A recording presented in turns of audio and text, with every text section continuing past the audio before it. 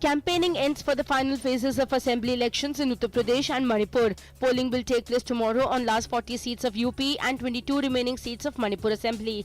Election Commission makes heavy security arrangements for polling day. Sensitive and crowded places to be specially monitored.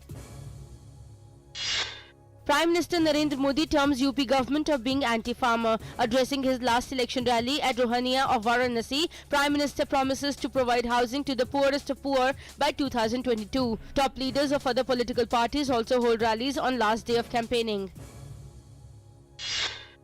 Prime Minister to undertake a 2-day tour to Gujarat from today. Prime Minister will dedicate to the nation a 4-lane extra-dose bridge over River Narmada in Bharuch. Will also open a petrochemicals plant at the Dahej besides other developmental projects.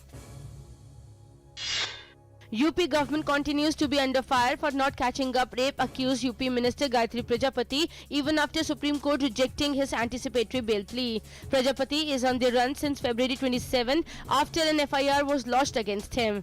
Apex Court says the law should take its course if there is a non-bailable warrant against him.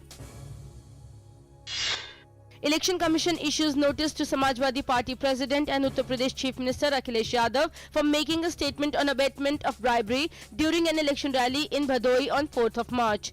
Election Commission seeks his reply on why action should not be taken against him before 5 this evening.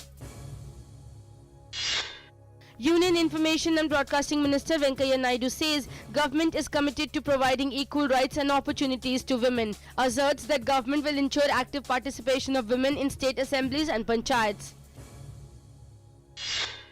Prime Minister Narendra Modi to release a special commemorative postage stamp on 100 years of Yogoda Satsang Mat at Vigyan Bhavan. In a tweet, Prime Minister Modi shares his excitement and asks people to tell him on Narendra Modi mobile app about the importance of yoga. Prime Minister Narendra Modi serves as the savior for an 8-day-old girl child from Assam on Saturday evening. The infant, suffering from a grave medical condition affecting her lungs, was airlifted from Dibrugarh and admitted to Delhi's Gangaram Hospital. Prime Minister's intervention in the nick of time ensured a traffic-free passage for the rescue team. Father of the newborn says that they owe the life of their daughter to Prime Minister Modi and Delhi Police.